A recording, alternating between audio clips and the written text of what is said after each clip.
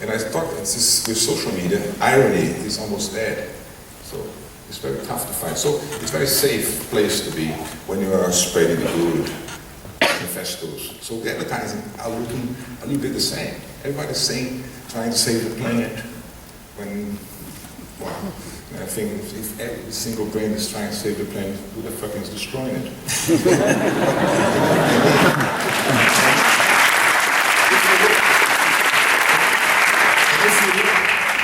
If you look at the reels of major brands and so on, everybody's talking beautiful things about beautiful, inspirational stuff, which is great, fantastic. But sometimes it's very close to hypocrisy. And I feel comfortable with humor. And I think humor is okay, but sometimes people don't feel comfortable with humor, so they get really angry at the social media, and then it can destroy or blow up in your face. So, of course, bad taste is always awful. Black humor is difficult, but the world has changed. And so humor is a little bit dangerous place nowadays. Yeah, it's a very interesting perspective. We're going to look at an ad in a minute that you made, and the audience can decide whether they think it's funny or not. Yeah. But after we've seen the ad, it'd be very interesting to hear the process that you went through in terms of the construction of the script, and the conversations with the brand and with the star about how you persuaded them that this was the right way to position their brand. So let's have a look at the piece and then we'll discuss it. Manchester United, do you think he's had enough? Is it tactical? By the way, Beckham doesn't look too happy about it. You can understand. Yes, the pressure is. Can I sit down? They're just coming in them relentlessly, but Manchester United, they're giving as good as they get. Just not making it a bit longer. It could be enough time if it doesn't get very. Cheers, mate. Manchester United. Excuse me, Forward surging up the centre. can I have your shirt, please? Sure.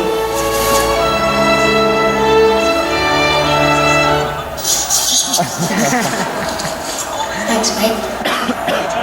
Juventus have the ball.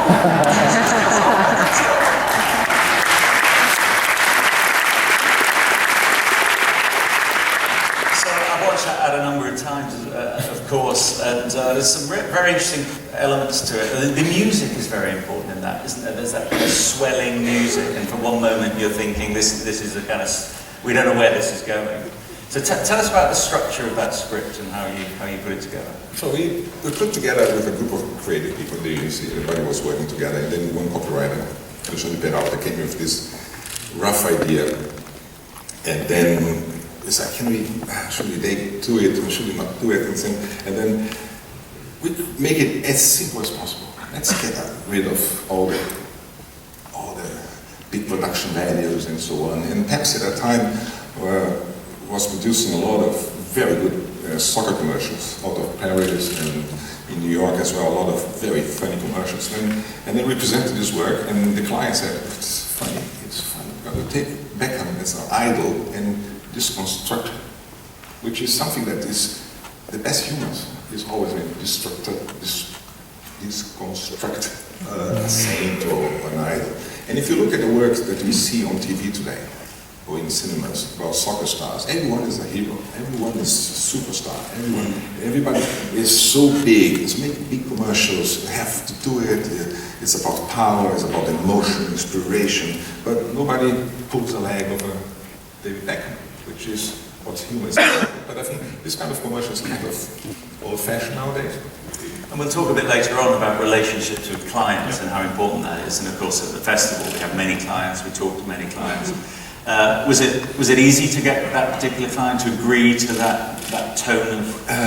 In this particular case, yes. For the client was very close to the agency, to BBDO, and we have a very nice relationship to BBDO New York at that time. And it was a client that now is somewhere else in HP, Antonio Lucio.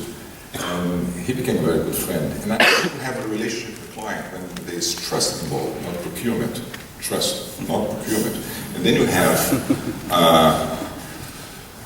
something else, something special. The moment you have procurement in there, you never make a commercial like this. No?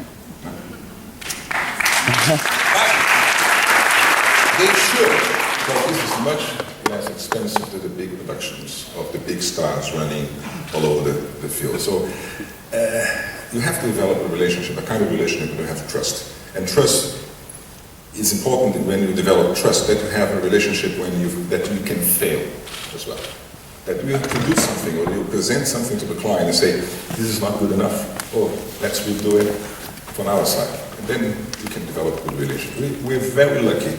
We were very, very lucky to have very, very good clients when we develop a kind of personal bond and trust and say, this is going to be good. And say, I think he's right, let's do it. Yeah, I'm sure most people would absolutely die for those kind of clients. Let's hear from another creative legend, Mark Tutzel from Leo Burnett. I mean, it's quite interesting when we ask people to make these little films. There was never a single second's hesitation, which I think is a testament to your standing in the industry.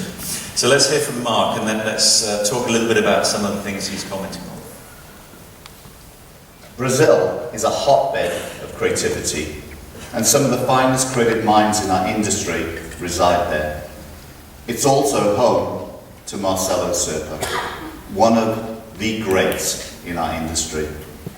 His work over the years for major iconic brands like Pepsi, Visa, Veja, Billboard, Havaianas, and of course, Volkswagen, has inspired generation after generation. In fact, his work for Volkswagen is some of my favorite. Double Checked is one of the world's greatest commercials in my mind. And more recently, a testament to his talent is the brilliant Combi commercial. Enjoy every second, because we're here to honor you. Thank you.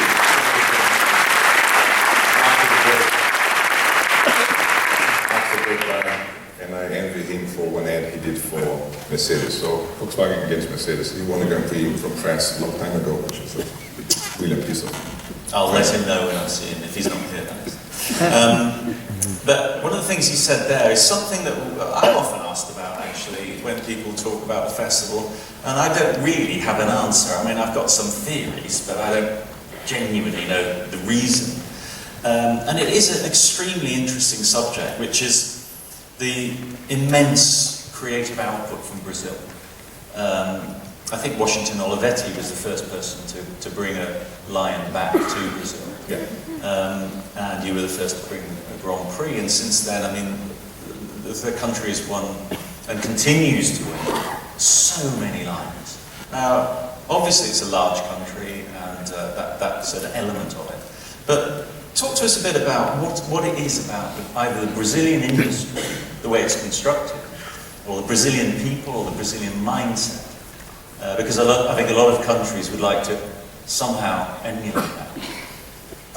If I try a cherry, I'm going to start with Brazil being the only country that speaks Portuguese. We are surrounded by Spanish-speaking countries, so we developed a local culture, a very strong culture. Music, jokes, humor, you name it, food. It's very Brazilian, it's very personalized. It's very. And then in the 60s, we developed a media structure which is very powerful, which is television. Television suddenly covered 95% of the country. So we had all homes, poor, rich, middle class, north, south. Everybody was watching the same thing. So we have the same language, which is no dialects and so on, the same language. We have a huge country, and you have one single-minded Brazilian content being spread all over the place.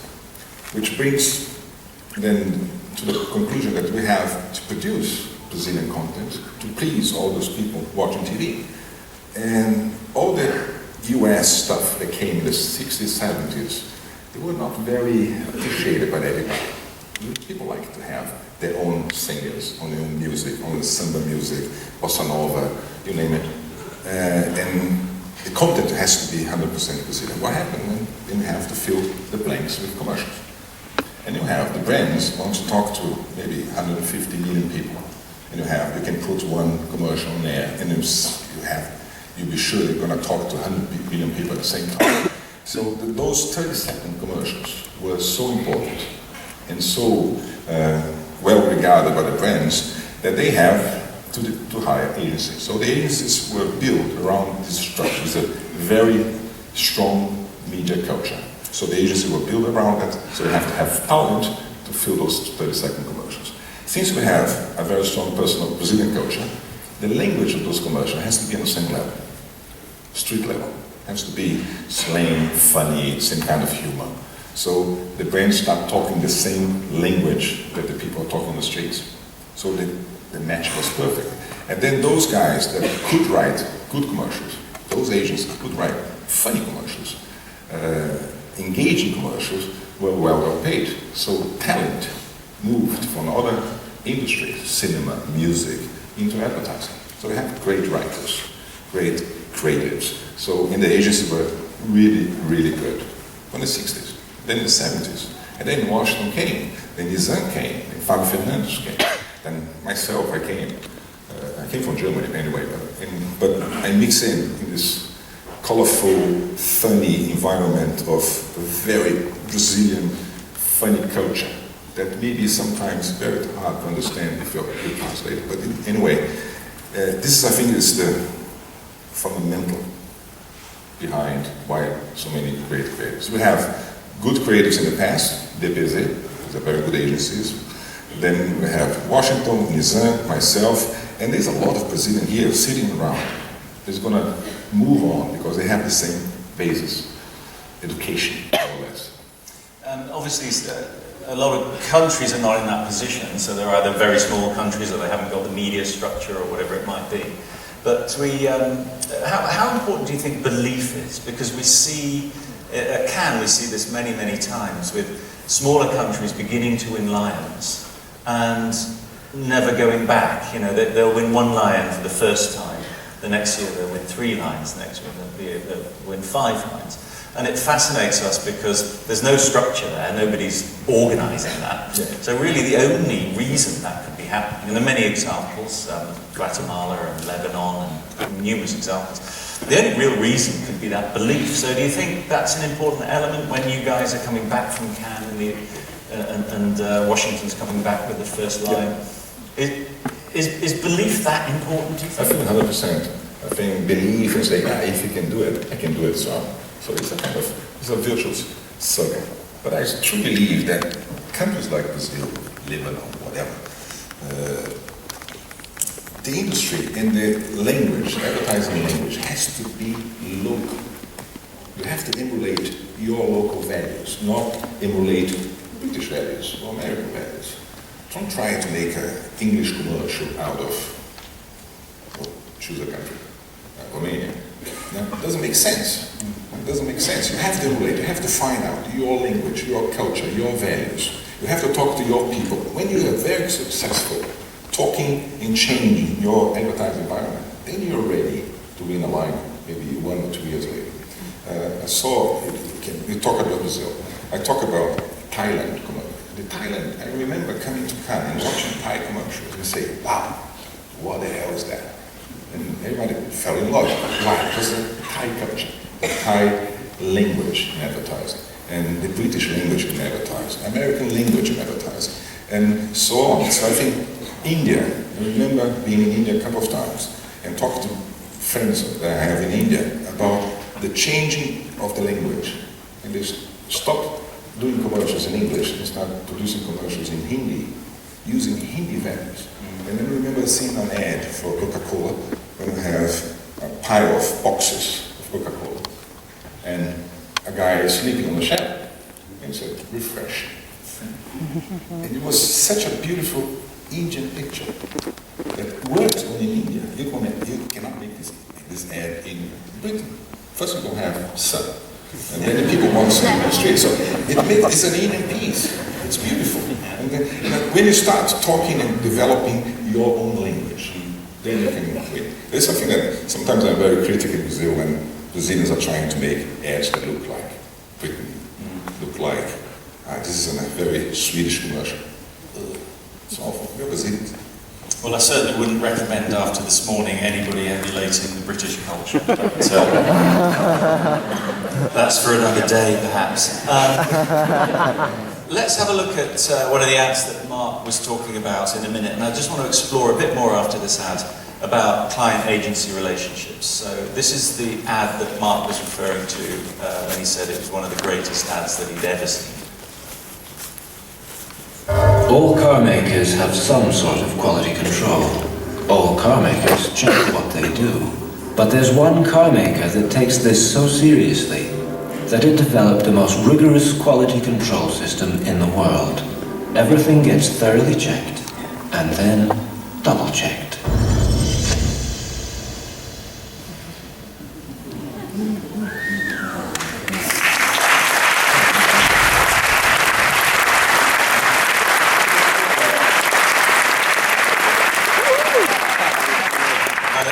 Absolutely beautiful. It's just amazing. They're just so typical. So incredible.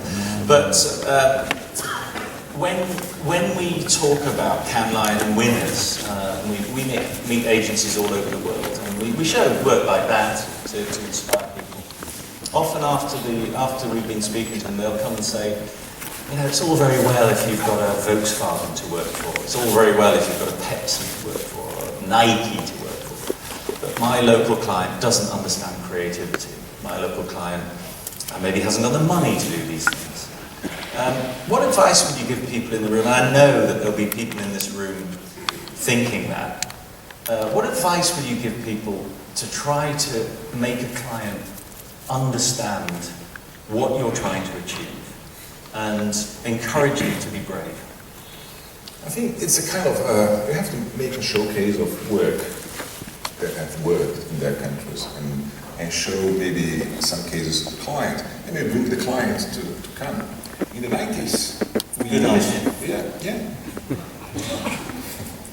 I got paid for that. So, but in the 90s, I did exactly that. We did exactly that. We brought Volkswagen, the local client, to catch that store a lot of times, and we ended some commercials, maybe 3 or 4 commercials that we did this year. And we were sitting in the auditorium with the marketing director, watching all the car category. And he could see their briefings, exactly the same briefings, the same cars, and all different executions. And then their time was very difficult because it showed your commercial just came along and the auditorium is full. If your commercial sucks, people are gonna boo like hell, and you have your client on your side. It happened to me a couple of times. And then you got really ashamed. But when your commercial is good, the client just, he loves it. So it's very interesting to bring the client to watch the festival. Not only the seminars, but watch the work. They have to be, they have the same briefings, they have the same problems. Then you see the solution and say, wow, this guy, he have to open their minds and show different executions. So I think it's going to be very helpful. Yeah. And it doesn't cost money. This commercial was the cheapest commercial we ever did. One piece of paper and a pen. Okay. So we're going to hear from another friend and colleague, Tony Segara, in a second. And after he's said his piece, I want to talk to you about something very significant that's happened in your life lately. So let's hear from Tony. We spent 20 years ago a whole week there. Tough year, do you remember? The Frank Lowe's year. No goals, no Grand Prix. It was funny. I hope to spend with you sometime this year in Hawaii or in Brazil or wherever, in Spain if you want, with some nice food and some cachasitas. But I want to say only 2 things now, only 2 simple things. First of all, thank you. Thank you so much, thank you very much, because what you give to the profession, to my business, to advertising is so much, so big. So thank you very much. Obrigado, obrigado demais. And only second thing, second simple thing, please come back as soon as possible, please.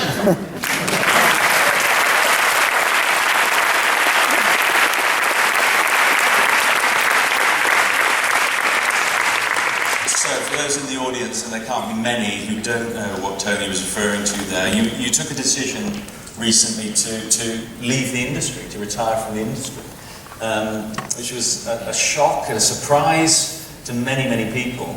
There is, I suppose, an attraction to quitting while you're ahead, but it feels like there was more to it than that. Firstly, why are you doing that? Why did you decide to do that? And then, what are you doing? Apart from having a really nice time. Leaving at the top, which I think is a very good exercise of vanity. It's like I decide to leave when I feel like it. And not when someone is like, go, push. Yeah. Or put someone else or someone. But I really liked the idea of leaving on the top. But there's many reasons. And tomorrow, when I have my speech, I'm going to explain a little bit further on what. Please come to the night tomorrow to work. But anyway, I feel it was enough. I was 35 years doing advertising. I love this business. I love the craft. I love the profession. I learned a lot. I met people that I couldn't even imagine, and have a lot of good friends. And so I own everything I have, and I am to advertising into this profession, in this industry. But after 22 years running an agency like Almap, and Almap was a little bit like a Formula 1 racing team. If you are ambitious, you are so ambitious, you have to be, I want to be up front all the time. I'm very ambitious about it. I'm very, it's stronger than me. I cannot, if you run a Formula 1 race team, you have to be all the time, 100% doing this. And then at a certain point, I wake up one morning and said, I'm becoming 50, I'm 50, it's time for me not to leave, but to plan my absence or my retirement. Retirement is an awful word, but anyway. So my partner, Marcello Serpa, my best friend, and we did this whole agency together. We decided, it's like, when it's going to be time to do it, and we discussed with Andy Roberts, and we have a fantastic meeting with John Rain about life, about what we want to achieve. And I told him, John, I'm tired of doing this. And it doesn't give me the thrill anymore. And I have to be very honest. If it doesn't give me the thrill anymore, I'm going to fail sometime. I won't be in that meeting, that important meeting on the beach in San Francisco at that time, and when it's the birthday of my daughter or my wife. And it happened exactly like this. And I wasn't there. And I paid the price. So when I'm tired, I'm not willing to do all the sacrifice that is necessary to run a Formula 1 team. Then I have to be honest enough to myself, to the company, and to my partners, Luis and BBDO, to leave. So that's exactly the reason. And when we sat together, let's give more time and a couple, 1 or 2 years to make the transition. And we put a very good team that was working with me. On the great side is Luis Sanchez, who worked with me for 18 years. And he became a successor, then Rodrigo, Cintia, the 3 are running the agency now. So we planned this really good. And then one day say, no, it's done. It may be difficult to kind of winnow out this question, but how much of this, when you say you're tired, you're not enjoying it anymore, but when you say I'm not enjoying enough. Okay, but how much of that is a personal thing? So, as you say, you're coming up to 50, maybe you need a break. And how much is it about the changes in the industry, things that are happening in the industry that you're unhappy with? Very fair questions. I would say 50-50.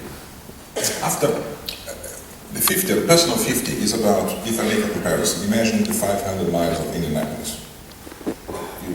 You make a circle like this, for 5 hours. You make up winning. You don't know exactly why, because it's always the same thing. And then you go, wow, $1 million, I have a huge trophy, the biggest trophy in the world, like that big, and wow, wonderful. But people forget that you have to run like this, for 5 hours. And then the next year, win again. And then 2 years later, win again. And win 3 or 4 or 5 times. Maybe it's the 6th time you become 3. It's a loser. And then people forget that all the time. And the kind of our business is repeating itself a little bit. You go to the same meetings, and go, okay, if you're developing great work, fantastic. And then you start going to the meetings of procurement. And I had 3 or 4 experiences that we can actually make one speech one day about procurement meetings. And I was sitting there for 4 or 5 months discussing teeny details. And I remember it was a very good client, big client, German client, and 25 people in the meeting discussing how much art director should cost, how much a copywriter should cost. Now you're spending too much money on this, too much money on that. And I stopped the meeting. I was so pissed. And I said to the guy, if you would run Barcelona, in the second year, you're going to be in the second division. And then the guy was like, why? Because you don't understand what we're talking about. You don't understand the business. I have no clue. And I said, oh. And then at the end, we lost a lot of money, and I have to work double. And I became a little bit tired of this kind of meetings. And I have to be very honest, this is the worst part of what's happening in the industry today, is that talent, quality, ideas are being handled like crap. And I feel really disappointed. But this is the 50%. The other 50% is about the relevance of our industry, the work we are doing. As I told before, if you go to the 30 seconds created by a fantastic copywriter that 100 million is going to watch and say the next day discuss it among their friends and families, it's a little bit gone. I think now the fragmentation of media may create so small clusters, universe, galaxies of people that are interested in something, like surfing, for example, surfing, golf, or skydiving, or feminism, or homosexuality, or diverse things. They are very important to everyone. And I'm very important. I'm very in on the environment issue. It's only very deep in our industry. So you create one. The brands go in this universe and create a specific content for this universe. It may explode here, but all the other universe have no clue what's happening. So the relevance is disappearing a bit. And I'm watching. If I look at all the big brands today, I'm missing the purpose of the brands. I miss the big impossible is nothing for Adidas being spread all over the world and say, wow, this is a brand proposition. I miss just Nike, just do it the way they did it. So I miss the purpose of brands. Well, talking of purpose, of course, you were on our inaugural Glass Lion jury. And the Glass Lion is an attempt to address and to bring the issues of diversity into the conversation. Diversity's been a big subject yet again at the festival this year. Not just gender diversity, but other types of diversity as well. What's your view on this incredibly male? There's 2 men sitting on the stage. Is this incredibly male-dominated industry that we're in? I think I was with Cindy, and I knew Cindy from a project she did in the past about make love, not porn. And I think it's very interesting if someone should look at it, because it's a very, very interesting point of view. And then I was very humble to see myself absolutely ignorant about what woman makes a woman tick. I was sitting with 9, 10 women watching advertising, and they were trashing stuff that I thought, they're gonna love this. And they trash it. And then it was very humble for me. I think as a man, I'm a father of 3 daughters, and I was not aware of my ignorance. And I think the worst problem of the industry is not only that it's 95% men on the creative part, which is awful. It's because the 95% of men develop a dirt culture. So, it's like let's play soccer. It's a little bit bigger than that. And the worst thing is not they don't understand women. They don't know they are completely ignorant of women issues. Yeah. They don't know how to deal with it. And I think it's a shame. I think the Glass Lion was, for me, the most humbling experience I had. First day we met up.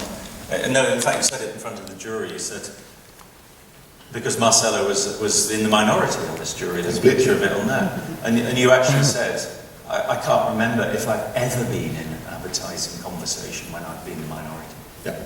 Which was obviously a big moment for you. Yeah, it's a big moment for me, and I think it's something that industry has to fight and have to develop mechanisms or way of having more creative people, more women in the creative departments. But sometimes when you have one woman surrounded by 15 men, what happens? These women try to behave like the men. Or they just leave. No, sometimes they want to succeed. I think it's fair. They want to succeed. They want to do good work and so on. But they feel a bit suppressed by this man, this dude. You know, it's scary. But the worst thing, what scares me the most, is that this dude, they have no clue. They are completely ignorant about the issue. Yeah. Is that a little round of applause there? That's for a man. Yeah.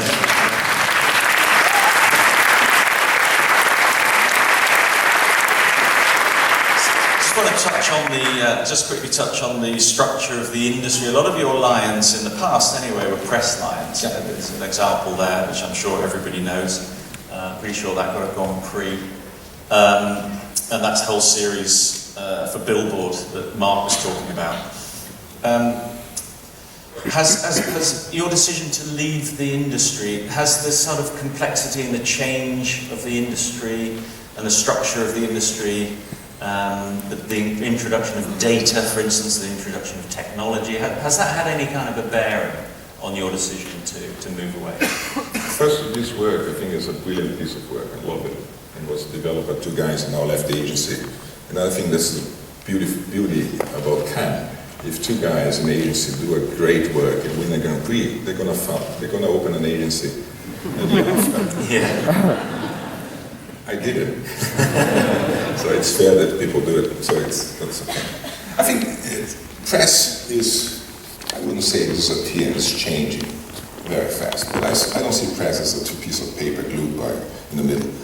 I see press as a powerful tool of creating an imagery, a single message that may stop you whenever you are. So Andrew talked something very nice about, I think in posters. And yes, I think in posters, I think about an image that can stop someone from walking and pay attention to a message. Could be a poster, could be an Instagram. And I don't want to make advertising for Instagram for free. They should pay me something after I say that. But Instagram is actually a new press, because you have a square, you have an image, a photograph, and a line. You can develop great stuff. You can tell stories. You can make impact. And I think it's fantastic. You talk about press being dead. I don't think press is dead. I think the paper is dead, but the way you communicate is never dead. The same is television. Television is dead. What happened with Facebook? Facebook developed they found the great news about video. Video is old-fashioned. Video is old-fashioned. Video is video in Facebook. Now, yesterday I saw a report about Twitter saying, we believe that video is our future. The whole digital media is coming back to television, sucking it up and changing and making. What happens is creative people are telling stories in images, videos, films. It's all the same. So the circle come back and we're back to the same place. Yeah, so we've got a lot of young people at the festival, and I'd just be interested in your point of view, because now at the festival we have advertising people, we have technology people from the platforms like Instagram and Twitter and all the rest of them. If you were talking to a young creative, a young female creative, let's make this, and she grabs you on your way out, and she says, Marcello, I haven't decided yet quite what to do with my life. What is your advice? What should I do? Should I go into advertising? Should I go into a different kind of creative endeavor? You've left it. Tell me what I should do. Should I commit myself to this or not? Tough questions. Unfair question. I didn't tell you I was going to ask that. Yeah, that's why. But anyway, I think it's a very tough one. You know, into the advertising industry, the way the industry is now today, it's not the golden times of advertising we live in. We have a fragmented time of advertising. We have to find new ways. Everybody's talking about the death of the traditional advertising, but nothing new really arrived. As I told you, video is coming back. So Instagram will become a print media on your mobile. So I think maybe she should go not to the biggest agencies, maybe to small agencies, try to find something interesting, something new. I remember always the film with Dustin Hoffman, that he was a very young guy who just came back from, and he has an affair with the graduate. And there was one guy sitting on a party and saying to him, plastic, plastic. And if I would say to her, I would say, 10 years ago I would say digital. And I would say to her, ideas. And ideas, I don't mean an app. I don't mean trying to find the new Uber. Because I got very depressed. I'm going to tell the story before we finish, but anyway. I was in a meeting in San Francisco with all the technology people showing stuff, and a couple of creative guys, very good creative guys, American creative guys. And in the lunchtime, two of them came to me and said, Marcello, I have an idea for an app. What do you think? Then make it big, and then find seed money, and then make it big, and then make money. It's like, those guys lost the interest of creating stories for brands and clients to get rich making an app. So technology and the digital is actually attracting talent from our industry to do something that I think is quite difficult. You find that maybe you have one idea, you have to work like hell to make it successful and make a lot of money. In our business, you have to have one idea every 2 days. And the problem is... Is that a reason to be in the industry? I think it's the reason to be in the industry. I think I studied design, and I left design because to develop one concept, it took me about 6 months, one concept. And I was anxious enough to go in advertising creative department. Like, you have to do it for tomorrow. It has to be good. And I have to do another one, and I have to be 3 times, all the time, doing stuff and creative stuff that has to be good. Yeah. And I think I like this. I think this is the beauty of the industry. Yeah, it's great.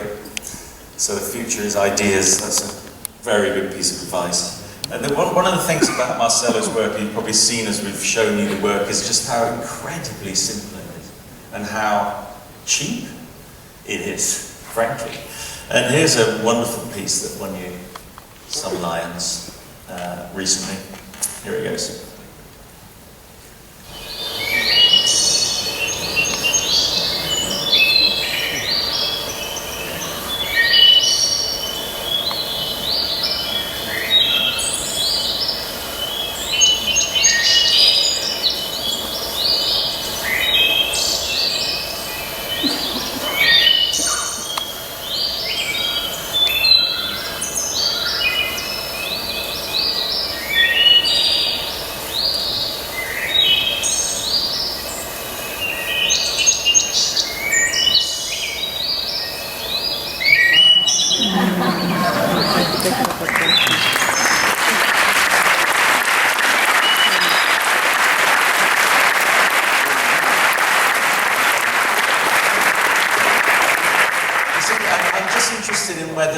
And you may not be able to generalize, but whether you start with something complex and strip until you get something as simple as that. Yeah. Or whether actually it's sort of born that simple. Most of the time it's born that simple. Very complex ideas and so on, I just cut in the middle. If someone comes to me and say, and the idea fits in it's that the description is that long, I don't bother reading. The idea is just like this. It's simple. It's an image. It's a concept. It's a line. It's a word. It has to be simple. People don't pay attention to advertising, so make it simple for them. So we're going to hear lastly from probably the only person who you could say stands side by side with you as a genuine legend in Brazil, a great friend of yours and ours, Nizam Guanez. Let's hear from Nizam.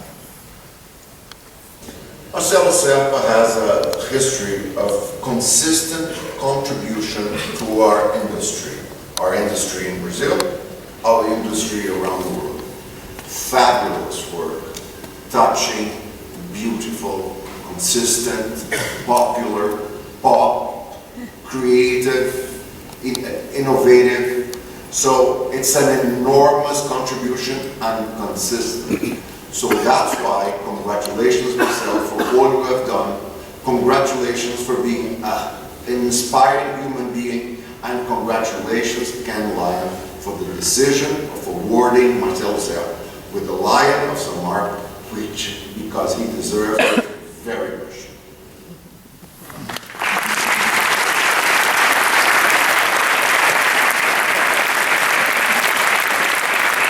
As you have noticed, Marcello isn't only a wonderful, creative, an amazing legend within our industry, but the thing about Marcello, which you realise the minute you've met him, is he's also incredibly humble, approachable, likeable.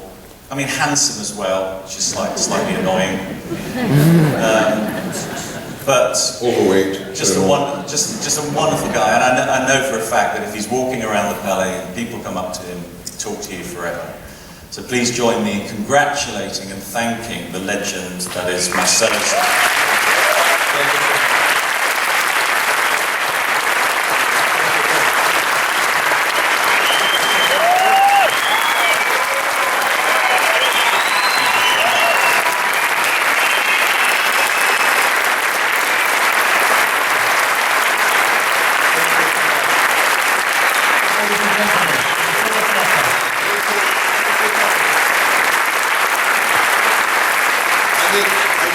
I want to say some words in Portuguese because the Brazilians in there.